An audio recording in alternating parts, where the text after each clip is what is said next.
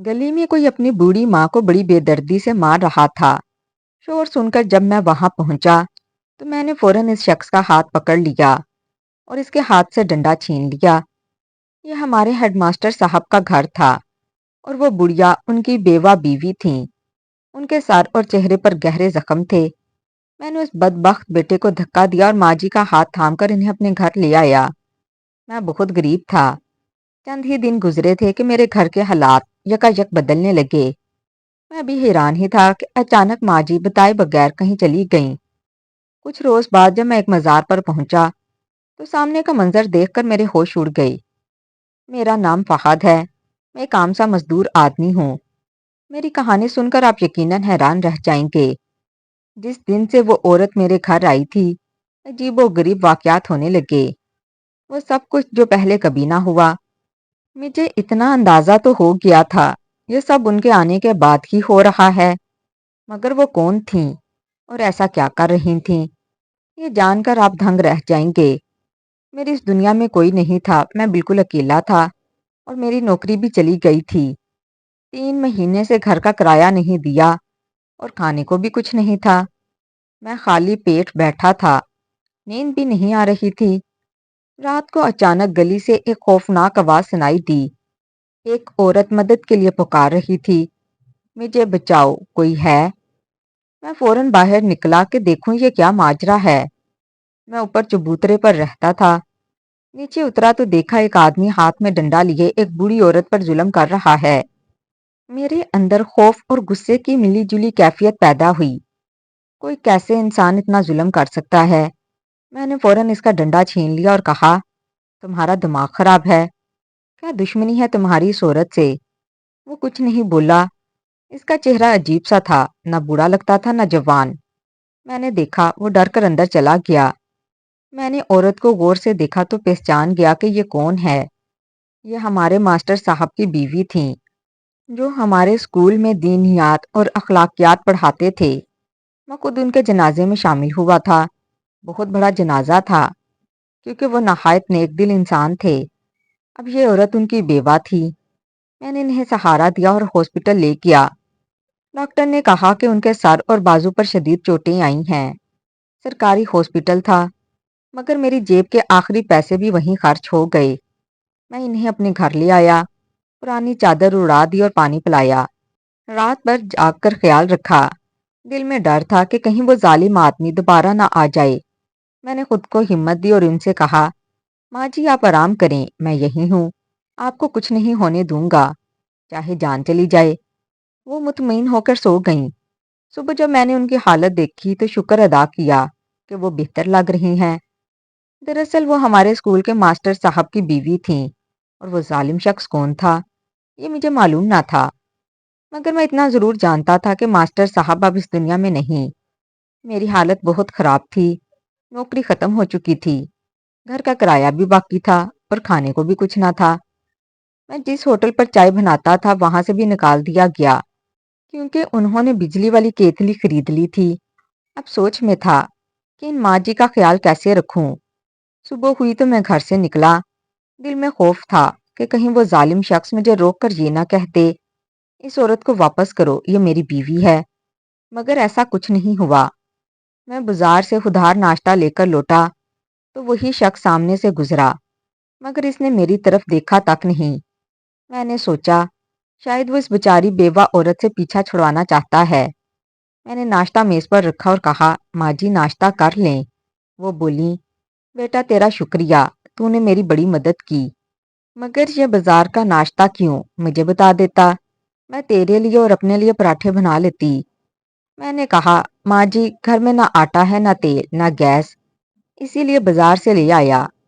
वो बोली, क्यों बेटा, तू काम नहीं करता क्या। मैंने बताया हालात बहुत खराब हैं, नौकरी नहीं है।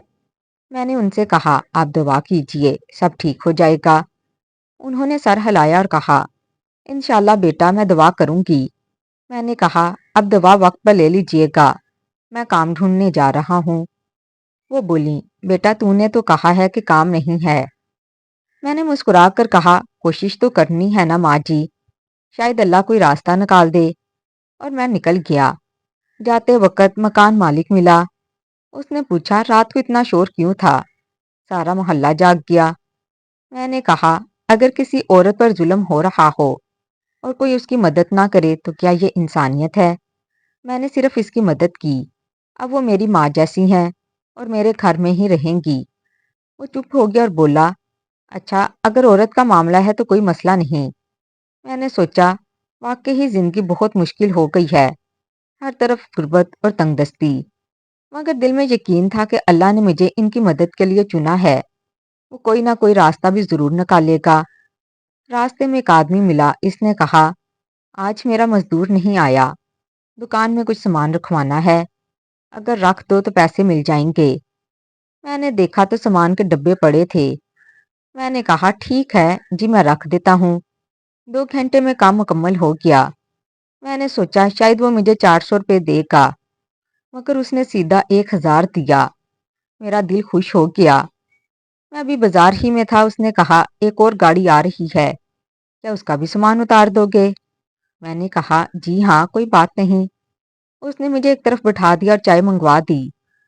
تھوڑی دیر بعد دوسری گاڑی آئی، میں نے اس کا بھی سامان اتار دیا۔ اس نے پھر سے مجھے 1000 روپے دیے۔ اب جہاں میری جیب میں 10 روپے نہیں تھے وہاں 2000 روپے تھے۔ میرا دل خوشی سے بھر گیا۔ میں نے سوچا کہ گھر کے لیے کچھ سامان لے جاؤں، کہیں ماں جی کی طبیعت ہوٹل کے کھانے سے خراب نہ ہو جائے۔ مجھے تو گھر کا کھانا ہی اچھا لگتا تھا۔ میں عام دنوں میں 2 روٹیاں اور 50 روپے کی سبزی سے گزارا کر لیتا تھا، مگر آج میں نے صاف ستھرا اور اچھا سامان خریدا تاکہ ماں جی کے لیے خود کھانا بنا سکوں۔ دل میں عزم کر لیا چاہے جتنی بھی مشکل آئے میں ان کا ساتھ نہیں چھوڑوں گا۔ راستے میں وہی آدمی دوبارہ ملا۔ ایسا لگ رہا تھا کہ وہ مجھ سے کچھ کہنا چاہتا ہے مگر جھجک رہا تھا۔ میں خود رک گیا اور پوچھا کیا بات ہے بھائی؟ وہ بولا جس عورت کو تو اپنے گھر لے گیا ہے اگر تجھے پتا چلے کہ وہ کیا کرتی ہے تو اسے فوراً گھر سے نکال دے گا۔ میں غصے میں آ گیا اور بولا کیا مطلب؟ کون سا کام کرتی ہے وہ؟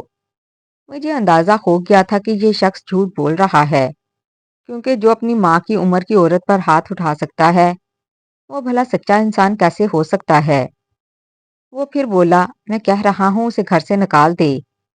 میں نے سخت لہجے میں کہا ٹھیک ہے نکال دوں گا، اب نکل یہاں سے۔ میری آواز اونچی ہو گئی تو 2 4 لوگ جمع ہو گئے، مگر میں لڑائی جھگڑے کے موڈ میں نہیں تھا۔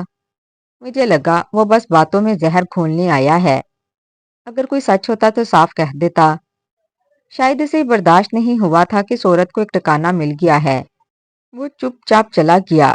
میں نے سوچا شاید اللہ نے اسے میرے راستے سے ہٹا دیا تاکہ میں اپنا فرض نبھا سکوں۔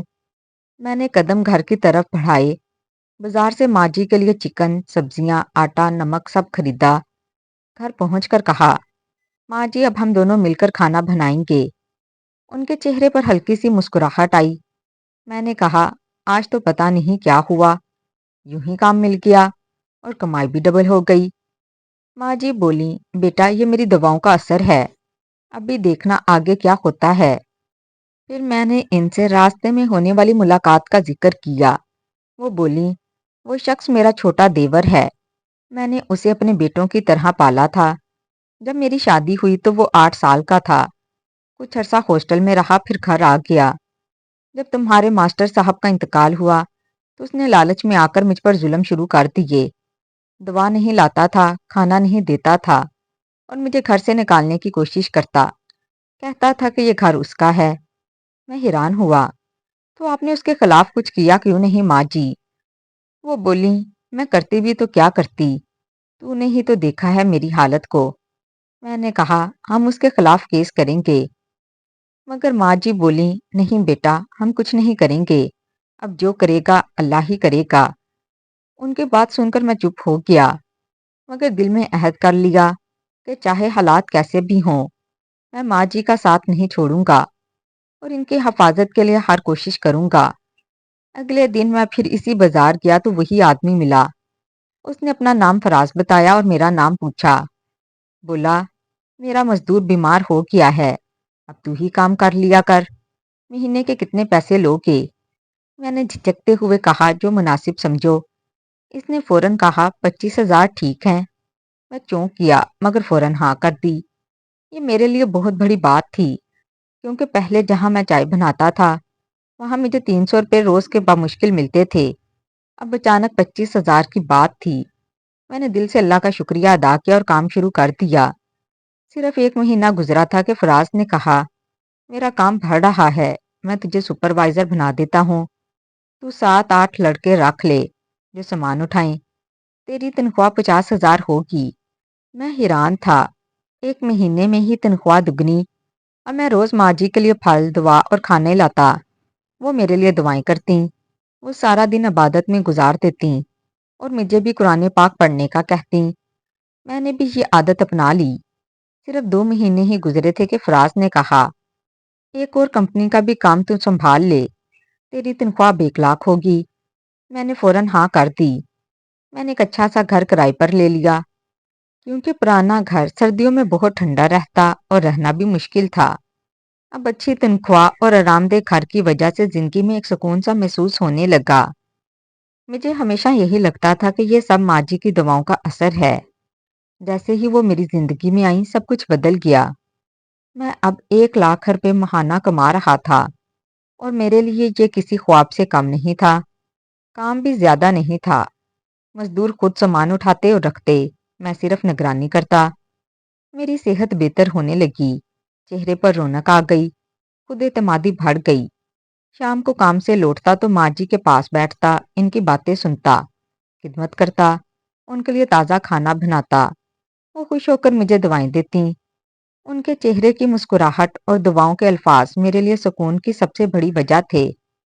میں نے اپنی زندگی کی تمام تکلیفیں پیچھے چھوڑ دیں، محنت، ایمان اور شکر کے ساتھ ہر دن گزارنے لگا۔ مگر زندگی کا اصول یہی ہے کہ جب انسان سوچتا ہے کہ سب ٹھیک ہے تبھی کوئی نیا امتحان سامنے آ جاتا ہے۔ مجھے بھی یہ احساس دیر سے ہوا کہ ایک نیا موڑ آنے والا ہے جس کا میں نے کبھی تصور بھی نہیں کیا تھا۔ ایک دن میں گھر آیا تو دیکھا دروازے کی کنڈی باہر سے لگی ہوئی تھی۔ دل میں ایک عجیب سا خیال آیا کہ معاملہ کیا ہے۔ اندر گیا تو ماں جی کہیں نہیں تھیں۔ پہلے تو سوچا کہ شاید واش روم میں ہوں گی، مگر پورا گھر سناٹا تھا۔ واش روم کا دروازہ بھی کھلا تھا، یعنی وہ گھر پر نہیں تھیں۔ میں نے ان کے لیے ایک چھوٹا موبائل فون رکھا تھا تاکہ ضرورت کے وقت وہ مجھے فون کر سکیں، مگر جب کال کی تو فون گھر میں ہی بجا۔ اب میری پریشانی بڑھ گئی۔ میں نے ساتھ والی پڑوسن سے پوچھا، خالہ، آپ نے ماں جی کو کہیں جاتے دیکھا؟ وہ بولی، نہیں بیٹا، مگر وہ اکثر کہیں چلی جاتی ہیں۔ صبح جب تو گھر سے نکلتا ہے یا دوپہر میں بھی وہ بھی باہر چلی جاتی ہیں اور تیرے آنے سے 1-2 گھنٹے پہلے واپس آ جاتی ہیں۔ میں نے حیرت سے پوچھا، کبھی بتایا نہیں کہاں جاتی ہیں؟ وہ بولی، نہیں۔ میں نے پوچھا تھا مگر بات ٹال دی، جاتی تو خالی ہاتھ ہیں، مگر واپس آتے وقت چادر میں کچھ چھپا کر لاتی ہیں۔ 1-2 بار پوچھا تو اندر چلی گئیں۔ میں نے زیادہ دخل دینا مناسب نہیں سمجھا۔ میں نے سوچا خیر، روز جاتی ہیں تو آج بھی آ جائیں گی، مگر شام تک انتظار کرتا رہا، وہ واپس نہ آئیں۔ بے چینی بڑھ گئی۔ میں بازار، گلی، مسجد سب جگہ ڈھونڈنے لگا، مگر کوئی پتہ نہیں چلا۔ دل گھبرا رہا تھا۔ آخر پولیس اسٹیشن گیا تو انہوں نے کہا، 24 گھنٹے پورے ہونے کے بعد رپورٹ درج کریں۔ یہ سن کر مزید پریشانی ہوئی۔ دل میں طرح طرح کے خیال آنے لگے۔ کہیں کوئی اٹھا تو نہیں لے گیا، کہیں وہ راستہ تو نہیں بھٹک گئیں، یا بے ہوش ہو کر کہیں گر تو نہیں پڑیں۔ ان خیالات سے دل اور بوجھل ہو گیا۔ میں نزدیک والے ہوٹل پر جا کر بیٹھ گیا اور دل سے اللہ سے دعا مانگنے لگا، یا اللہ، میری ماں جی کو محفوظ رکھنا، وہ جہاں بھی ہوں خیریت سے ہوں۔ آنکھیں بند کر کے بار بار یہی دعا دہراتا رہا۔ رات کے اندھیرے میں ہر طرف نگاہ دوڑائی اور سوچا، اللہ کی پناہ کے سوا ہمارا کوئی سہارا نہیں۔ دل پر ہاتھ رکھا اور سوچا، آج کی رات میری زندگی کی سب سے طویل اور سب سے پریشانی بھری رات ہے، مگر اللہ پر بھروسہ امید کو زندہ رکھتا ہے۔ ایک دربار کے پاس بیٹھ کر میں نے ہر گزرتے لمحے کو محسوس کیا اور یقین کیا کہ اللہ جو کرتا ہے بہتر کرتا ہے۔ میں نے آنکھیں بند کیں اور اللہ سے مدد مانگی۔ کہ وہ جہاں بھی ہوں خیریت سے ہوں اور جلد واپس لوٹ آئیں۔ کچھ دیر وہیں بیٹھا رہا، پھر اچانک دیکھا کہ کچھ عورتیں ایک جگہ ہجوم بنا کر کھڑی ہیں۔ میں نے سوچا شاید وہاں کھانا تقسیم ہو رہا ہے۔ صبح سے بھوکا تھا تو سوچا تھوڑا سا لے لوں تاکہ ہمت بنے اور پھر ماں جی کو تلاش کروں۔ مگر جیسے ہی میں قریب گیا میرے قدموں تلے زمین نکل گئی۔ وہاں کھانا نہیں بلکہ وہاں ایک عورت بیٹھی تھی جس سے دعا کروانے کے لیے عورتیں بےتاب کھڑی تھیں۔ لوگ کہہ رہے تھے یہ خاتون بہت دنوں بعد اس مزار پر آئی ہیں۔ جب میں نے چہرہ دیکھا تو دماغ سن ہو گیا۔ وہ کوئی اور نہیں بلکہ میری ماں جی تھیں جو وہاں لوگوں کے لیے دعائیں کر رہی تھیں۔ میں حیران رہ گیا، سمجھ نہ آیا کہ یہ سب کیا ہو رہا ہے۔ ان کے سامنے ایک صندوق رکھا تھا جس میں بے شمار نوٹ پڑے تھے۔ لوگ اپنی مرضی سے ڈال رہے تھے، وہ کسی سے کچھ مانگ نہیں رہی تھیں۔ انہوں نے بھی مجھے دیکھ لیا اور اشارے سے بلایا۔ میں ان کے پاس پہنچا تو دل کو اطمینان ہوا کہ وہ خیریت سے ہیں۔ تھوڑی دیر بعد جب سب لوگ جا چکے تو وہ میرے پاس آئیں اور بولی چلو بیٹا گھر چلتے ہیں۔ انہوں نے پیسوں کا صندوق ایک طرف رکھا۔ میں نے سوالیہ نظروں سے پوچھا ماں جی یہ سب کیا ہے؟ آپ وہاں کیا کر رہی تھیں؟ لوگ آپ کے لیے اتنے بےتاب کیوں تھے؟ لوگ آپ سے دعائیں کیوں کروا رہے تھے؟ وہ مسکرا کر بولی پہلے یہ دیکھو۔ انہوں نے میرا ہی دیا ہوا ایک پرانا صندوق دکھایا جس میں پہلے کپڑے رہتے تھے مگر اب وہ مکمل پیسوں سے بھرا ہوا تھا۔ میں حیرت میں ڈوب گیا، بولا یہ سب کیسے؟ وہ مسکرا کر بولی جب تو گھر پر نہیں ہوتا میں مزار چلی جاتی ہوں۔ آج خاص رات تھی اسی لیے دیر ہو گئی۔ لوگ مجھ سے دعائیں لینے آتے ہیں، میں کسی سے کچھ نہیں مانگتی، وہ خود اپنی خوشی سے دیتے ہیں۔ یہ سن کر میں مزید حیران رہ گیا۔ وہ بولی ہمارے خاندان میں نسل در نسل عبادت، ریاضت اور لوگوں کے لیے دعائیں کرنے کا سلسلہ چلا آیا ہے، لیکن میں نے اپنی مرضی سے اس راستے سے ہٹ کر شادی کی اور یہیں بس گئی۔ تمہارے ماسٹر صاحب نے مجھے ہمیشہ سکون دیا۔ وہ ان عاملوں اور ظاہری دکھاووں کے سخت خلاف تھے، اسی لیے ان کے ہوتے میں نے کبھی یہ سب نہیں کیا۔ مگر جب ایک عورت نے مجھے پہچانا، اس نے درخواست کی کہ میں بھی لوگوں کے لیے دعائیں کیا کروں، پھر میں نے جانا شروع کیا۔ میرا دیور ان سب باتوں کو برا سمجھتا تھا، اسی لیے میں نے اسے کبھی نہیں بتایا۔ اسے لگتا تھا کہ میں رات کو کہیں جا کر پیسے لے آتی ہوں۔ اس نے میرے کردار پر انگلی اٹھائی اور یہی بہانہ بنا کر مجھے گھر سے نکال دیا۔ وہ خاموش ہو گئیں، پھر بولیں تمہارے ماسٹر صاحب بہت نیک انسان تھے، بچوں سے بہت محبت کرتے تھے۔ انہیں اولاد نہیں تھی مگر انہوں نے کبھی شکوہ بھی نہیں کیا، بس اتنا کہا کرتے تھے شاید اللہ نے ہمیں کسی اور طرح آزمائش دی ہے۔ میں ہمیشہ اولاد کے لیے دعا کرتی رہی، وہ دعا پوری نہیں ہوئی مگر اللہ نے تمہیں میرے بیٹے کی طرح بھیج دیا۔ میں نے آنکھوں میں آنسو لیے کہا ماں جی سچ ہے، جب سے آپ میری زندگی میں آئی ہیں آپ نے میرے لیے دعا کی ہے، میری تو قسمت ہی بدل گئی۔ وہ بولیں یہ پیسے میں تیرے لیے ہی جمع کر رہی ہوں، لوگ اپنی خوشی سے دیتے ہیں واپس نہیں لیتے، میں چاہتی ہوں کہ تو اپنا گھر بنا لے۔ میں نے کہا ماں جی آپ کو اتنی محنت کرنے کی کیا ضرورت ہے؟ وہ ہنستے ہوئے بولیں محنت کیسی بیٹا، مجھے تو دوسروں کے لیے دعا کرنا اچھا لگتا ہے۔ دینے والی ذات تو اللہ تعالیٰ کی ہے اور کسی کے لیے دعا کرنا بھی عبادت ہے۔ میں نے تجھے اس لیے نہیں بتایا کہ کہیں تو برا نہ مان جائے۔ میں نے کہا ماں جی اب جب چاہیں جا سکتی ہیں، مگر اب جب بھی آپ جائیں گی تو میں ساتھ چلوں گا، آپ کا یوں اکیلے جانا ٹھیک نہیں۔ وہ مسکرا کر بولیں ٹھیک ہے بیٹا، اگلی بار تو ساتھ چلنا۔ میں نے دل ہی دل میں شکر ادا کیا کہ اللہ نے مجھے ایسا وقت دیا کہ میں اپنی ماں جی کے ساتھ رہ کر ان کی خدمت کر سکوں۔ چند دن بعد وہی دیور جس نے ان کا گھر تھیا لیا تھا اچانک آ گیا۔